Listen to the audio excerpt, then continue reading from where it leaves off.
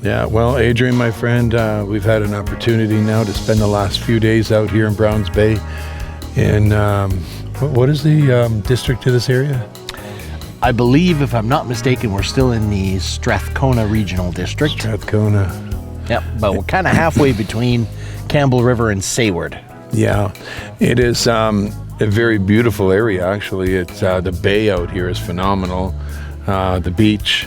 Had a chance to play with the kids down there. Yeah. Last couple of days, and the one thing that I really liked is when you were down there showing Abby how to use the camera on the pier there. I thought that was really priceless. Yeah, I was saying I'm letting her take a picture. So it's like, what do you want to take a picture of?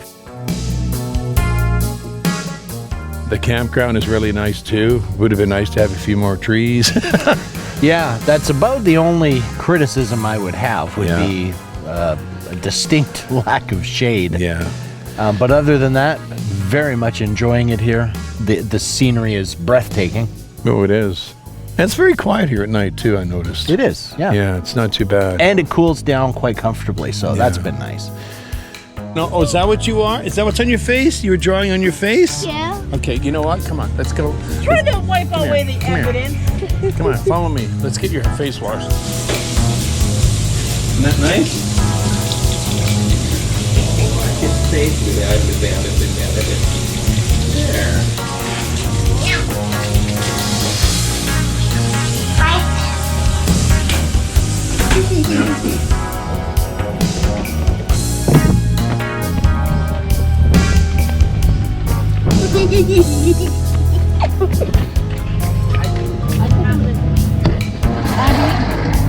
Well, up on me, baby.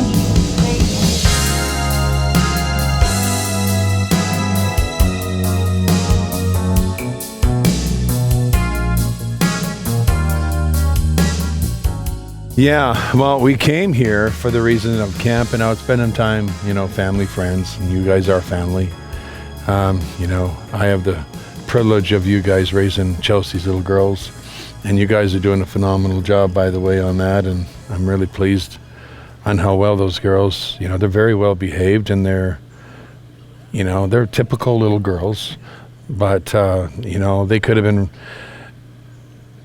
I don't know what my scenario, I don't know what would have unfolded in my situation if I would have been able to. If I would have had to come off the road, I would have if there would been nobody else. Yep. But if another scenario came up, they could have been raised by, unbelievers. I probably wouldn't have allowed that, but it's been a blessing that. Well, the sad state with the foster care system is the first thing, and this is one reason why Chris and I kind of stepped up to do this, is the one of the first things that'll happen in that scenario is siblings will almost never stay together. Yeah. They'll be separated and adopted out to separate homes. Yeah. And it was very important to us that the two of them have the opportunity to grow up and be sisters.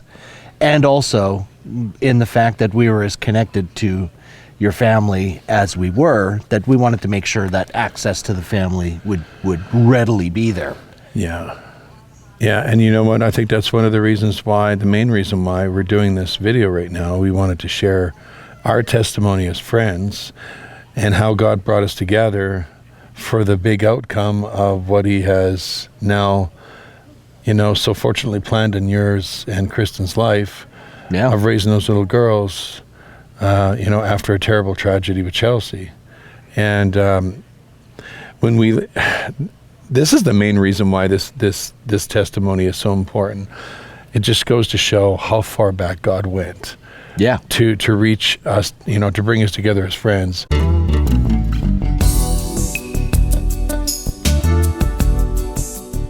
You can look back to see pieces of the puzzle falling into place, back at a time when I certainly wasn't a believer of any kind. No. You were not walking a particularly You were godly walk You were yourself. playing music in a strip club. Oh yeah, no, I was a DJ in a strip bar for a That's number of years, yeah, right. among other things. But What was the place called? I love how you expressed the title of it. yeah, well, yeah. So it was called what was it called? The Cobalt. Yeah. Yeah, but I always, because this place was a complete dump. It was a dive. Awful. There were rats. I went there one rats time and to there meet were up with more you. rats and cockroaches than there were Yeah. customers in there. But so that part of my joke was every time I'd get on the microphone, I always came in Yeah. and announced it as "Welcome to the fabulous Club Cobalt." Yeah.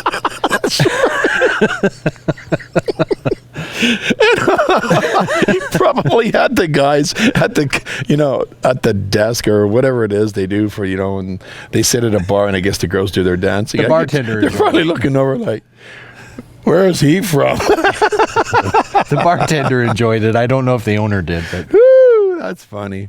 You have to excuse my voice. It's a little shot. yeah. We did a lot of talking in the last few days. But anyways, no, what I was just saying is that you can see the pieces of the puzzle Yeah. fall back at a time when neither one of us were particularly walking in any faith. I certainly wasn't. I was not a believer of any kind.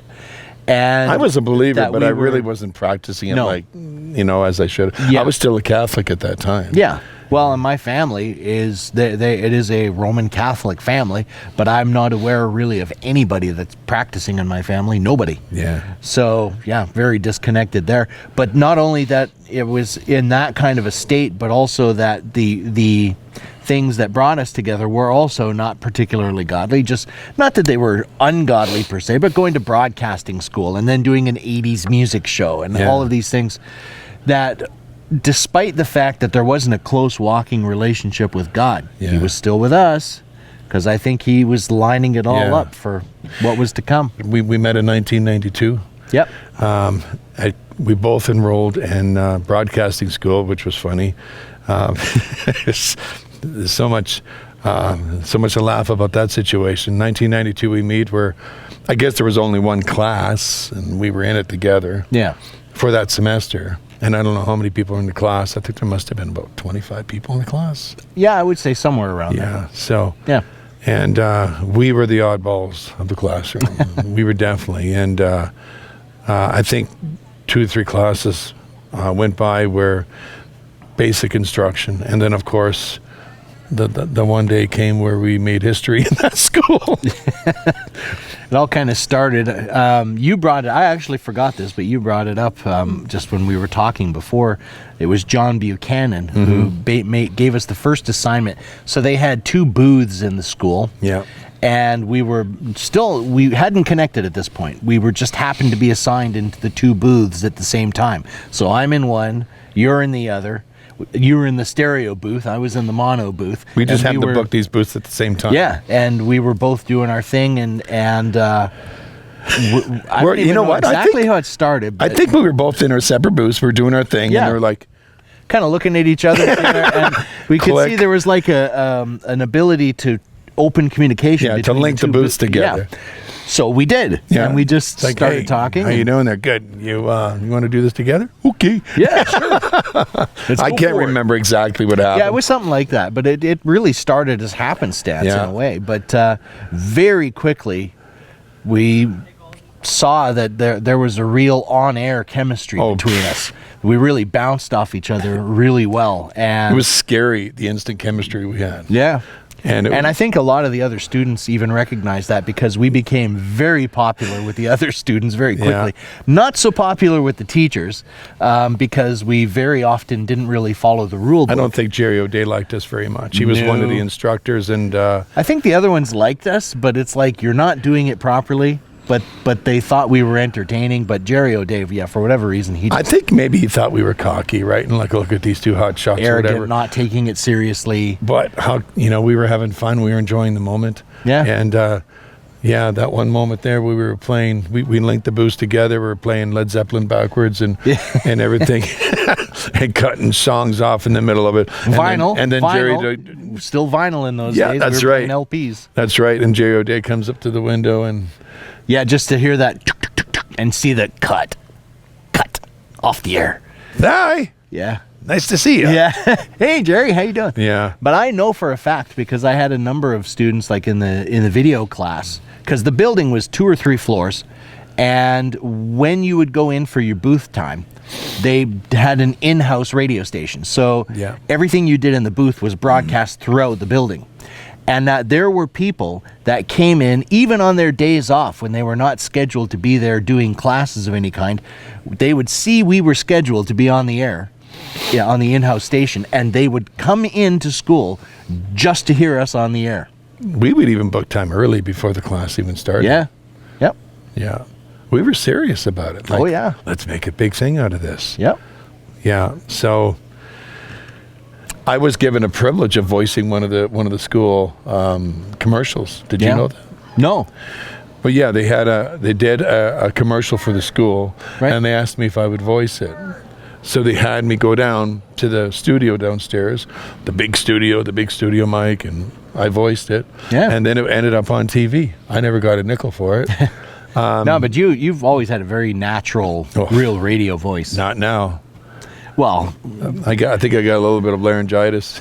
yeah, something going on. But no, you always have. I mean, much more than me. No, but our voices go well They together. did, and that was part of that chemistry, is that our two Yeah. voices themselves actually complement each other. I mean, quite you well. have a good voice too. You just don't think it, but you do. But ours, they do complement each other. Yeah. For sure. And so anyway, so the entire year went by. I mean, I guess you graduated. I graduated. I got a job with CHWK in Chilliwack, and I ended up moving my entire family to Chilliwack. And then I found out that it was every Sunday between 7 and 1. That was for the big move, right? Yeah. Sundays. Ooh. But I thought it was going to build up to something better than that. But during that move, we lost contact. Yeah, well, I was actually volunteering at Co-op Radio in Vancouver.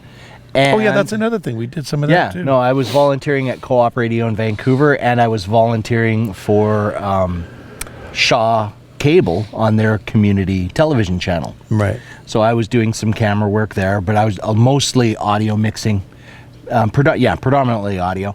But through me being at Co-op Radio, we actually had the opportunity. One of the things we did is we had the opportunity to do a late night show on Co-op. That was during that year of our, Yeah. of schooling. Yeah. And I don't remember if that was before or during your time at CHW. No, it was right during the time we were going to school. Yeah, I okay. remember. Because And, we were hot. We were on a high. We were broadcast students. Yep. Let's go have some fun. And Yeah, we so- had just as much fun on Co-op. Oh, yeah, we did. Yeah, it was Transfusion overnight. Playing fusion jazz. Jazz and Graveyard Shift. like stuff like Pat Metheny and I think that Spyro one really complemented us well, because neither one of us really liked. Radio can be quite stifling. You're very limited in scripts and what you can say and what you can't say. Co-op radio was pretty free and open. As long as you weren't breaking any laws or anything, Yeah. you could pretty much do whatever you wanted. And that allowed us to really have some more fun and stuff. Yeah, And but they didn't want us playing regular mainstream top 40 music. Yeah. It had to be music that you just don't hear everywhere else. And that's why we went with the fusion and the like I said, Pat Metheny, Spyro, Michael Schindel, really nice, almost like a smooth jazz, but effect. I remember I found a bunch of CDs at a thrift store, and it was one particular company, but everything on there was this jazz and fusion jazz. We were looking for a lot of CDs. Groove Remember and that? Spendell and all these. Splendel. Yeah. Great. Yeah. So we were, did that a doing lot, didn't yep. we? I know of a really good secondhand store or a place. Oh, let's go, and we'd be looking for music for our next show. So here we are, bringing all our own music to the radio station. Yeah, because they just had LPs there, and Yeah. I don't think there was too many of them we liked. Well, there's only so many times you can play Doucette. Yeah. And, that was really good experience too, getting on the mic. Like doing it in the school was one thing, but now we're on the air all around the Lower Mainland. We're getting phone calls. We're getting people that are requesting stuff. And, one day you got hungry and you decided to order a pizza. On the air. Come on. It was both of us, On really. the air. No, and we're going to do live ordering of pizza. We found out that the pizza place wouldn't deliver to where we were. So Pigeon Park was a nice place. yeah. So that phone call got followed by a phone call to the taxi company to see if we could get a cab to bring it to us, which we finally did. Yeah. Yeah. Yeah, those were fun days. All on air. Yeah. And when we moved to Chilliwack, and this was a big thing, I thought, hey, you know what, I just got to show what I can do, and maybe I can get on afternoons or something. But it was only Sunday, and it wasn't paying anything. And I'm like, what am I doing? Like, why did I move all the way out here? This is just not working out. So, I mean, it's not that I bombed or anything. I had a great time on the air. It was fun, but it was one day a week. It was just nothing. And the program director, he was so controlling. I couldn't say anything I wanted to. It all had to be scripted by him. That's very common in a lot of stations. Yeah. Single time, Monday morning would roll around, he'd have a little tape deck in his office, and he would be able to listen to my air check on everything. Every time the mic turned on, the audio would record. And he's like, well, you did a good job, but you're getting too personal on this. Because I had to do this. There was a little thing called... you would announce that pets are lost and found, right? And there was a cat that was found in a mall, right? In Chilliwack Mall, Cottonwood Mall. So I'm on there, I'm going, this little cat was found in Cottonwood Mall. To claim you're a happy shopper, call blah, blah, blah, blah, blah. I thought it was cute. He thought it was stupid. And I'm like, okay, this guy's got no creativity at all. I thought it was cute.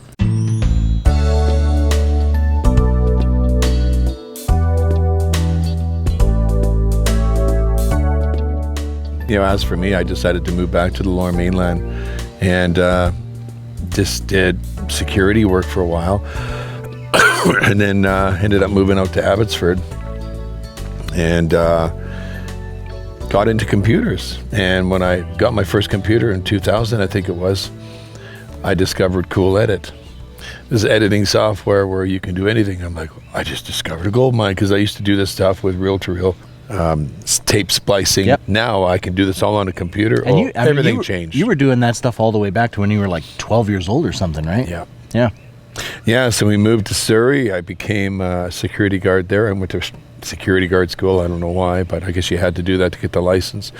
And I did that for a while, and then once I was finished with that, I moved to Abbotsford because my parents were out there. I was having some marital problems. My dad said, you know what, move to Abbotsford. The whole family will be together. It will be a good thing. Well, I guess it was a good thing for a little while, and then the wife decided it was time for her to move on with somebody else and left me with the 3 kids. And so now I'm a single father of 3. I get my own place. I'm like, okay, I can't just go get a job and support these kids because the daycare was horrendous. Yeah. Like you could go work a full-time job, 40 hours a week, and you guaranteed 60% of that almost is going to daycare. Like unbelievable. So I thought, I got to find something to do at home. As I was saying, I discovered the computer, Cool Edit, and I'm like, hey, wait a minute, I get a microphone, now I can do some radio imaging. And I started doing radio imaging, which is commercials and PSAs for radio stations and jingles. For service in English, press 1. Yeah, something like that. And I was using actually a headset mic, for computers. Yeah. That's what I started with, which is real funny. Yeah. And then once I got some money that started rolling in, I decided to upgrade my equipment. Now I got a mixer. Now I got a really good mic. And now I'm thinking, oh, man, I would love just to put together a syndicated radio show. I wonder if I could pull that off. So I come up with this idea of Wild's 80s Retro. And I decided to do this is crazy, 4-hour show. Like, this is a full shift, right? Yeah. And I'm like, wow, okay, you're really hungry to get on the radio. So I did this, and I did this for like 2 years, and the shows were good. But then I thought, it would be really nice to have somebody to do this with, and you're pretty well the only person I could think of. And I'm like, how do I get a hold of Scott?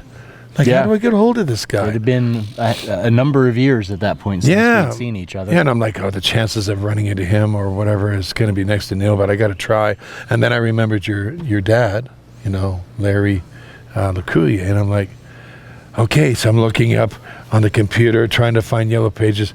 Now, how do you spell that last name again? I couldn't figure out how to spell your last name, but I did you find and a lot it. of people. But I remembered it. You said he lived in the North Shore. Yeah. So I looked up North Shore, LEC,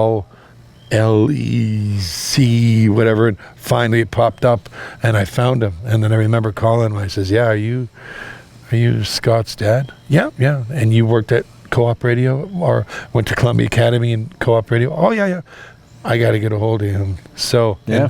Anyway, it's a very interesting story. Why don't you share that? No, it's extremely interesting. So I guess you have to back up a bit to point out that my dad and my mom separated when I was 4 years old, and I was raised by my mother. So I never saw my dad for years and years, the whole time I was growing up.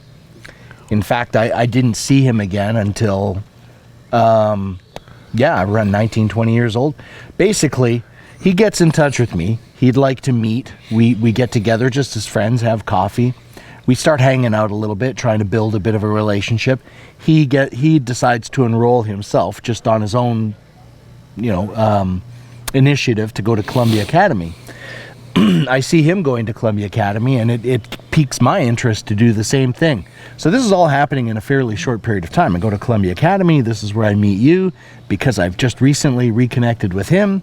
Now, we fast forward to all this time, and had I not had that sort of reunion with him, you could have looked him up all you want, and he wouldn't have known where I was or how to get in touch with me. But now, because of the way things all fell into place, and I can get in touch with him. And so he did get you through to me. And none of this was a coincidence. We knew God was behind this the whole time.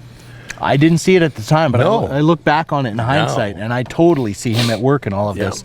Because the next part of this that was so cool, and I mean, it's just, to me, such strong evidence of God's involvement and having his hand directly on the situation, is you asked me, I said, hey, would you be interested in getting together and doing a show together? And I'm like, well, I'd love to, but I'm out in the middle of nowhere. Well, I'm still in North Vancouver. You're way out in Abbotsford. And it's like, how are we going to make that work? Yeah. It's like, but I'm not sure what we'll do. At that time, I'm in the process of immigrating my wife who's from the U.S., so we're just finalizing her immigration, and she's moving up to Canada. And where we're at, because she's coming with 2 kids and a cat, we couldn't stay there, so we had to move. Well, isn't it fortuitous that you just happened to ask me if I'd be interested in doing a show, and you're out in Abbotsford? So I suggest to her, hey, what if we move to Abbotsford? Then I could actually hook up with Ray. Because the place that you were in at the time would have been too small. Yeah, it was too small, yeah. And so she was all on board with that, so we moved out to Abbotsford, and we hooked up, and I guess Wild's 80s Retro, we started doing it together, rebranded it as 80s Meltdown. I don't even think we did an episode with Wild's 80s Retro. No, not with that name. It was we immediately. just said, okay, time to retire that, and let's go with what you came up with, 80s Meltdown. And we were very raw on that show. Oh yeah, we got still not a lot of godliness. No, not at all. No, there's some things I'm a little ashamed of, but they're very funny. Okay, so here's one that's on the more innocent side, which has always stood out to me as a real classic. We are playing the song by the Cutting Crew, "I've Been in Love Before," right? And so the song is fading out, and you come in to do the outro, and that's the Cutting Crew with "I've Been in Love Before." I immediately jump in. This is not planned. It's not scripted. It popped into my head on an instant moment, right? So this is the Cutting Crew. I've been in love before. And I jump in and saying, and I've got the restraining order to prove it.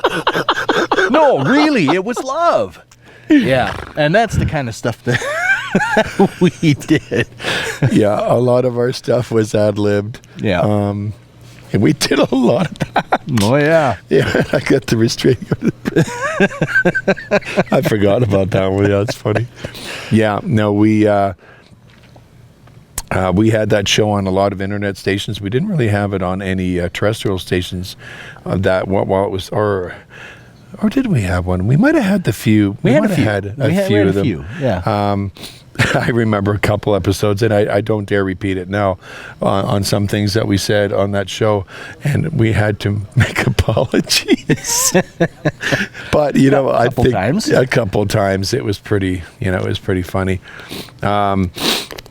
But after a while, I think we did 80s Meltdown for 2 or 3 years. It was a few years, yeah. Yeah, and then we decided, we wanted to change the name of the show because Meltdown was a bit of a negative.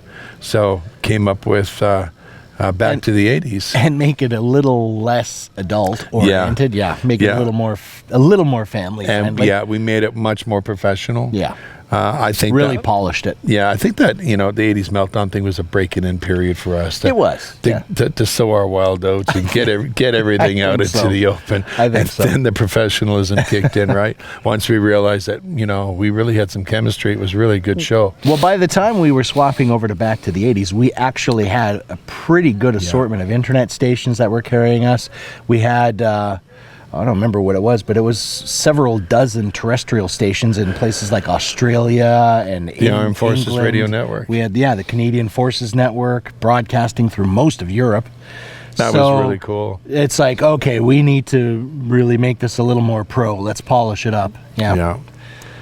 Yeah, it was a great show because the one thing about the show that really stood out is that we did our top 10 countdown in the first half, and which was a 2-hour show, and then the second half we would play good music. We would play requests, but we would always try to dig up those ones where you just haven't heard in a long time. And I know both of us, we would dig this stuff up, and I get this call, Ray, check this song out. When's the last time you heard this? I'm like, holy smoke! Yeah. You gotta get that one in. Yeah. Can you get it? Can you get it at 320? I got it at 128. We'll manipulate it. It'll sound good. But then because we had created a segment in the show that Inside the Vault, featuring the Vault Dweller, and it almost was a little bit of a competition of both of us trying to come up with the best Vault Dweller that we could Didn't we find. alternate weeks? 1 week I did one. Yeah. The next, and we were competing. Always trying to find that song where the other person would be like, "Oh man, I haven't heard that since 1984." Yeah. Exactly. Yeah, I know that was a lot of fun. Yep. So, and we had great equipment. The show just sounded phenomenal. I mean, to this day, I have not heard, unless, you could hear a studio out there. I mean, a lot of those big studio boards in the radio stations, they have the beautiful built-in processing. They sound so sweet. Yeah. We got this out of... Well, we spent $75 and got the same sound, right? And we're not going to say what it is because it's our little secret. It's an insider secret. Yeah, we don't tell Yeah, it's kind of like I'd say with some spit and duct tape, we put a setup together to do our recording. But with this little device hooked up, the mic sounded incredible, and we used to get compliments like, "How do you get that kind of sound?" And all the time we had that, and it was something we were very... For $500,000, we'll tell you. Yeah, but during the times we were doing those syndicated shows, we were approached by a gentleman, and I don't think we ever did. Our show never made it to CKNS. Was it Cambridge? No, it wasn't Cambridge. No. Anyway. Yeah, this little town it was in Ontario. Yeah. Can't remember now. But CKNS anyway. I don't think we had the show on there, but we were approached by their program director that, hey, can you guys we have this fair coming. Oh, actually, no. He wanted us to do Saturday nights, remember? Yeah. Yep. So we did. No, he had heard our syndicated show. Liked what we were doing, didn't want to take the syndicated show. Yeah. But it's like, I'd love to have those guys on this station. To play our music. Yeah. He wanted us to play their music. So, we got the invitation to do this live show. Via satellite. Via satellite, yeah.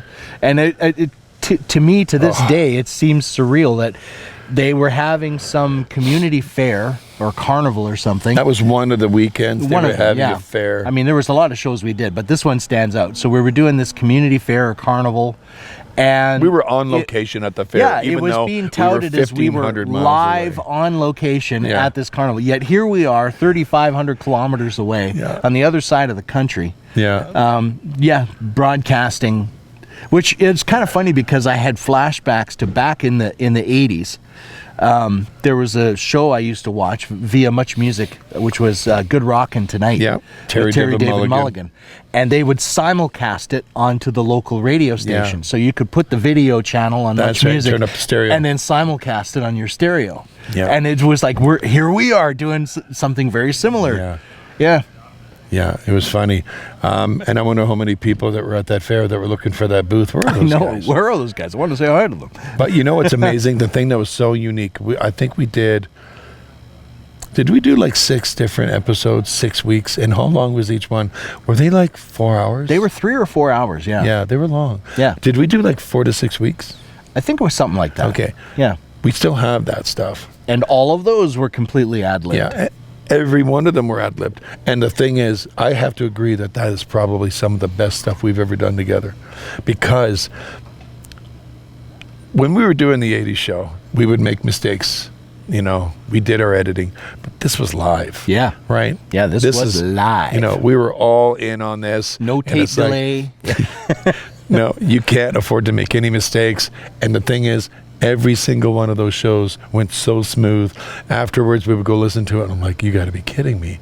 Yeah. How on earth? That's almost impossible to do that. Yeah. And we didn't do it just once and then mess up the next week. We did this consistently every single week we did that show.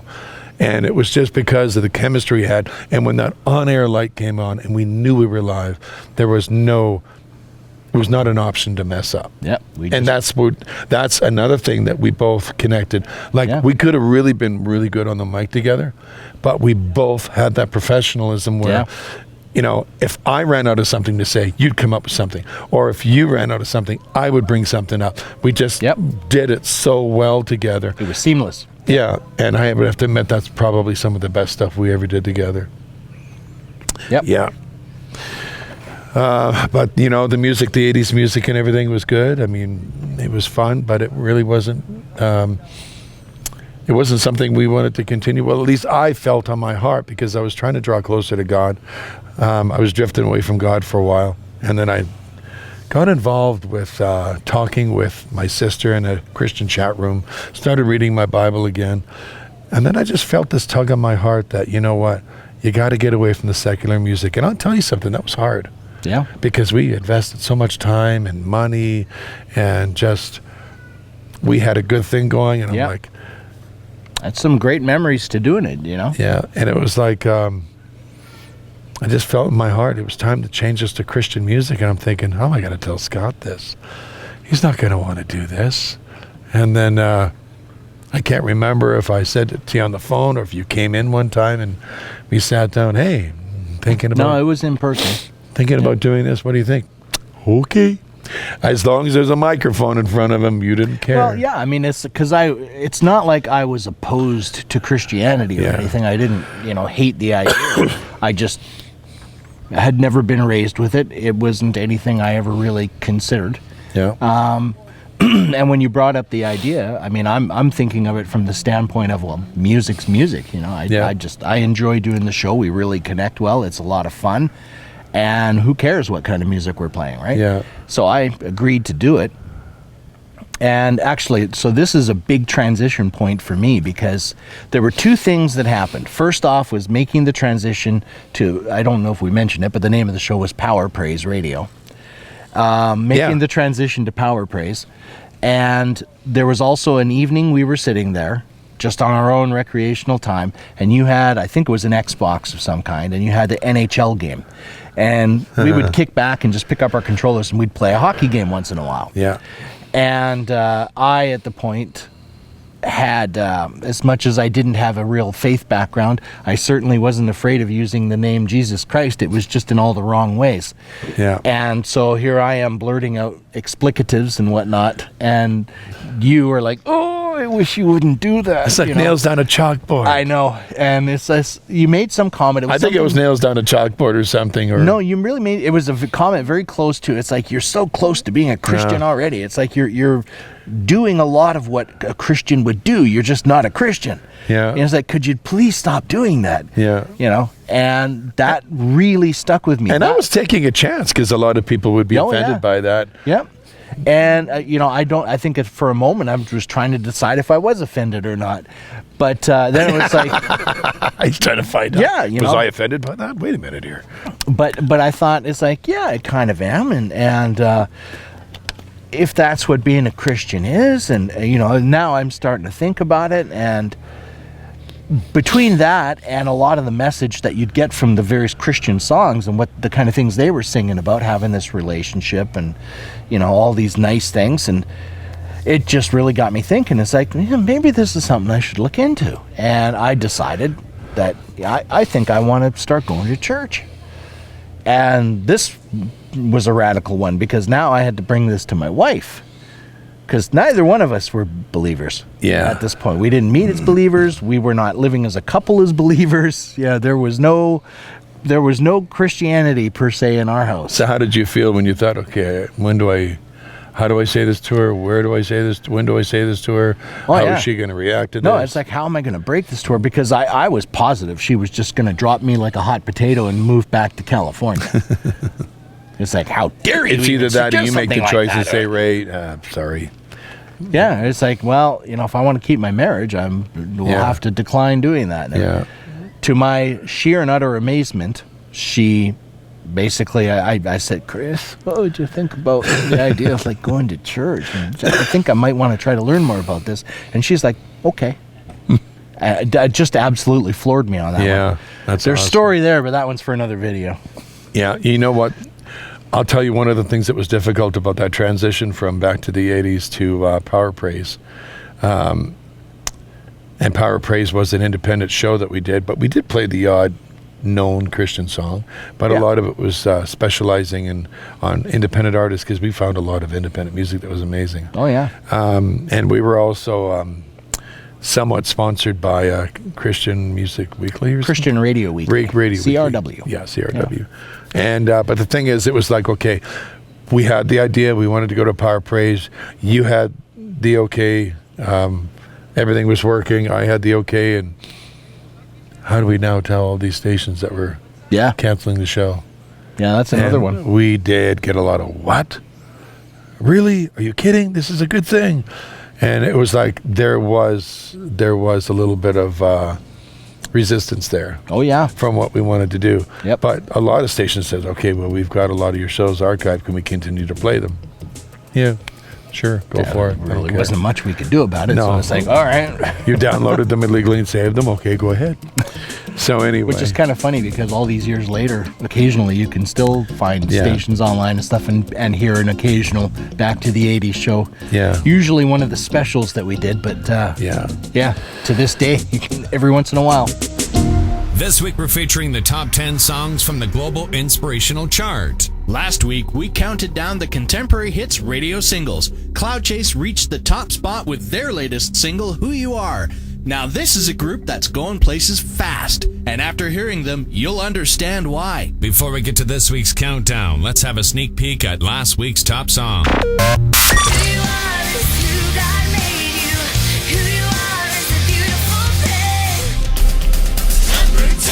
And we begin this week's top 10 with Fike and Dana. They currently reside in Colorado Springs, Colorado, and were formerly known as Face Down. Here's Ascend to Heaven. I wanna Ricardo Sanchez and Free Chapel. Hey, Lucy, I'm home. That is the very same power. Gotta put a little bit of power in there. How's that for an outro? Joe Henshaw. You're with Ray Gauthier and Adrian Scott on Power Praise. Yes, you are. Welcome back to the show. I am Ray Gauthier, and that over there is Mr. Adrian Scott. And we'll take this opportunity to update you on what's going on the website and what can we share with them today. Well, nothing. You haven't done anything on the website. Okay. And perhaps we should go to other information. Go to commercial. Go to commercial. Number one. Last week they were number 3. This week they're at the top spot. It's Greg Long and Christy Starling with Uncommon on Power Praise. And again, that is Greg Long and Christy Starling, number 1 with Uncommon. Join us next time, and we will count down the top 10 singles from the Global AC chart. Here's Rebecca St. James with Omega. The lovely voice of Rebecca St. James, that is called Omega. And that is from her 1998 album, Pray. That is a great album. Yes, it is. Mr. Scott, it has been another fantastic hour. Well, they usually are. For those of you leaving us, we'll meet up again next week. For the rest of you sticking around, we will see you on the other side of the break. I'm Ray Gauthier. And I'm Adrian Scott. Yes, he is. But the Power of Praise was fun. I mean, it gave us a chance to learn some really good music. It drew me closer to God. I know it drew you closer to God. I became a believer. Yeah. I became a Christian through all of that. So. And that all was the Holy Spirit doing that. Yep. And I can't remember. Was it 3 years we did Power of Praise? Or 2 years? No, it might have been 3 or 4. I would say 3. And that was a lot of work. And you know what? We wanted to continue doing the show, but it came down to how much not only it was costing us with our time, but money. And we were getting a little bit of money for doing the show, but it was nothing. Yeah. It paid for some equipment maybe, but it was like, Barely. we both came to a conclusion Because that... when we're having to pay for equipment, pay for equipment maintenance, pay for repairs and occasional upgrades to try to stay, up to date and sound good, and also bandwidth on it, because it's an internet-based show, right, so yeah. bandwidth for uploading and downloading, and email communications, and have all these things. I mean, this got us to get... Not to mention all the time we spent together recording the show. Yeah. Was time spent away from your family. Yep. So it was a cost of time and resources, but also a lot of cost of money. I mean, if you would have been making a full-time wage, it would have been a job to go to and go home. But it was almost like volunteer time. We might still be doing it, but you know what? In hindsight on that one, it's like, I don't think that was the path. I think it was a stepping stone. It was something that needed to happen. It drew you to God. That's what brought me to be a believer. Yeah. All of these pieces, and me becoming a believer was a result of us ultimately meeting in 1992. Yeah. If those things all hadn't happened, if I hadn't reestablished a relationship with my dad, if I hadn't gone to Columbia Academy, if I hadn't done all those things, I wouldn't have become a believer. Yeah. And I wouldn't be where I am today. Yeah. And I wouldn't have those 2 girls. I probably wouldn't be married. Yeah. Yeah, because, that is, during the process of us building that friendship, my youngest daughter in 2017 tragically had her life taken from her by a very evil man in Mission. And during that time, Chelsea was very good friends with Kristen, and Kristen was trying to be the mother that she never really had. It was a bit of a love-hate relationship, because Kristen wasn't afraid to tell her the cold, hard reality of things. And Chelsea did fight a lot. She did. But you know what? I think in some ways she appreciated that Chris was just honest with her. Yeah. It was no nonsense. You weren't getting any garbage. You were getting the truth, whether you liked it or not. I'm pretty sure Chelsea, deep down inside, loved her very much. She never had that structure from her mother, right? Her mother bailed on her. Chris absolutely stepped up and took her to the store to get clothing, took her to appointments. So she really started filling in this role to do a lot of that stuff. Yeah. Yeah. So, when Chelsea had passed away, actually, before she had passed away, Kristen had agreed to take in the kids. Well, there were some problems with ministry, children's ministry, and basically it was at a point where they were going to step in and take the children away. Yeah, because Chelsea was being very irresponsible at that time. Yeah, and Chris was like, "No, we don't want that to happen." And Chelsea was living on her own, just to make that very clear. So we said, "Well, we'll take Chelsea into our place with the kids, just to keep them together." Yeah. And then that didn't work out, and it was like, okay, well, we'll temporarily watch the children until she can get herself organized, and that didn't quite work out. And then it just having the girls turned from, first we had Autumn, and then Abigail came along, and things were not happening the way that the ministry wanted them to happen. But you know what? She was, when the girls were living with Kristen and you, and Chelsea was still, as I was saying earlier, in a different reference, sowing her wild oats and still learning who she was. Yeah.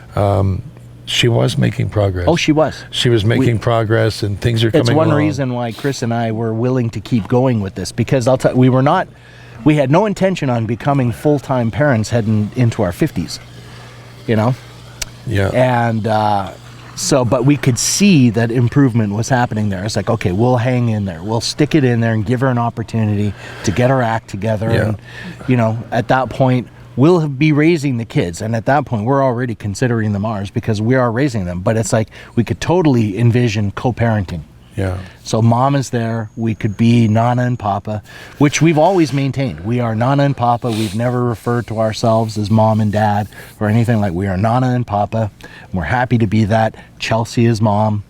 And you know what? I want to make their dad is their dad. Yeah, I want to make something clear too. Is that it's not that I wasn't involved in Chelsea's life.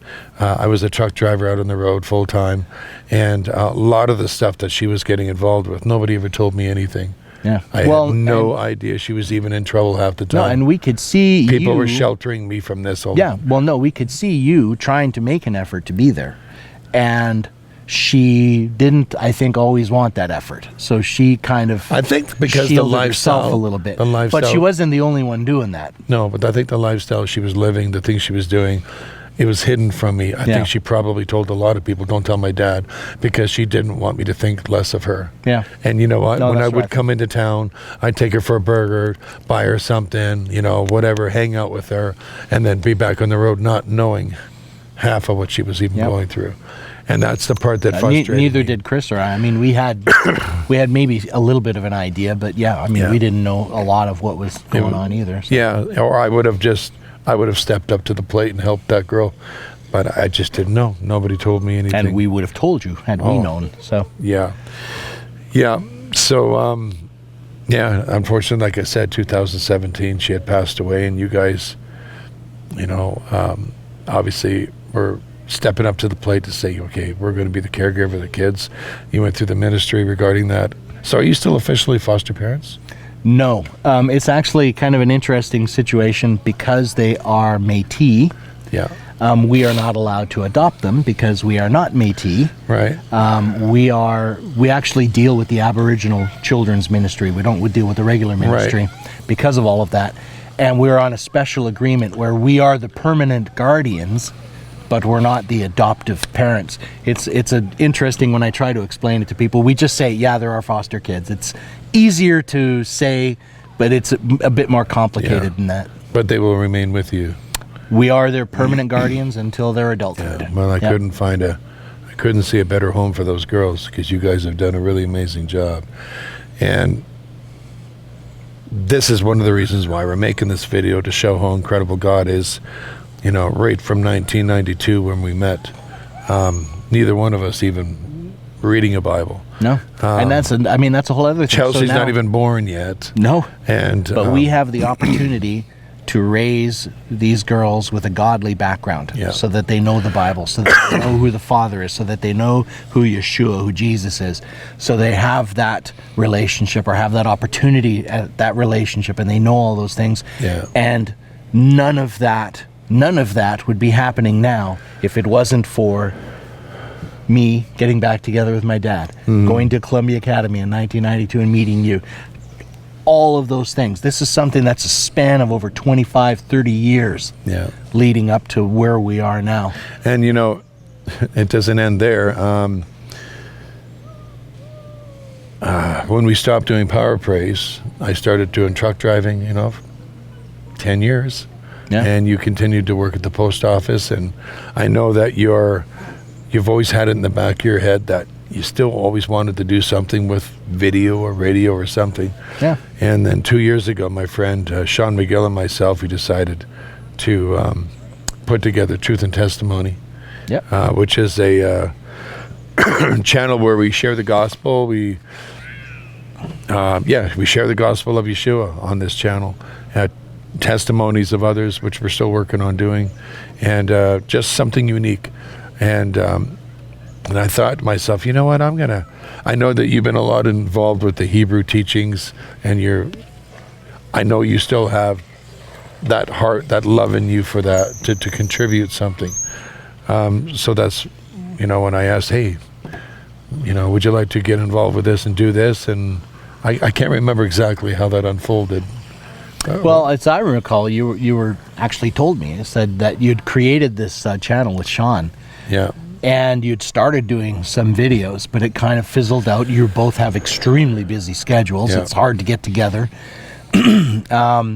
But you wanted to have more happen on there. You just wanted to see that channel grow a little bit more, and whatever led you to Have the it so idea. there's 3 of us contributing to it. Yeah, to say, well, I wonder if Scott would be interested in participating in Again, something like dumb that. question. Yeah, and at that time, I'm exactly thinking, boy, I'd really love to do something with a YouTube channel or something, make some, but I don't know how to get started. Yeah. So here I have a ready-made platform. I don't have to get started. I just need to start recording and uploading videos. That's right. Yeah. Yeah. And then, you've been contributing really well. I mean, a lot of the stuff you've been putting on there. The channel is still very, very young. Yeah. But you know what? Even if it's down to 100 subscribers or 10,000, if it's reaching 1 or 2 people or 10 people or 1,000 people. If I can reach one, Yeah. because that one reaches one, and then that one reaches Yeah. one. This is one of the reasons why we wanted to do this video. People see us on there, they're like, okay, what's the history here? And, what we have together is pretty incredible, how that all unfolded. So, and I hope that we can put together a lot more videos, considering we're in very scary times right now, the last days we're living in. Yep. And that's another video on its own that yeah. we'd like to discuss. But yeah, it's been a pleasure. It's nice to have you aboard and part of the family. And very grateful to have had the opportunity to, meet you in the first place, but to do these, 80s radio shows and Power Praise, and now to have the opportunity to do this. Yeah. So, yeah. thank you for giving me the opportunity. Amen. It's a pleasure. I mean, we should thank Yahweh for Jehovah God for just bringing us together and opening this opportunity, and many more years to come. Absolutely. Yeah. God willing. Yeah, God willing. Blesses what we're doing, and that, everyone watching Yeah. can be blessed by it as well. Amen to that.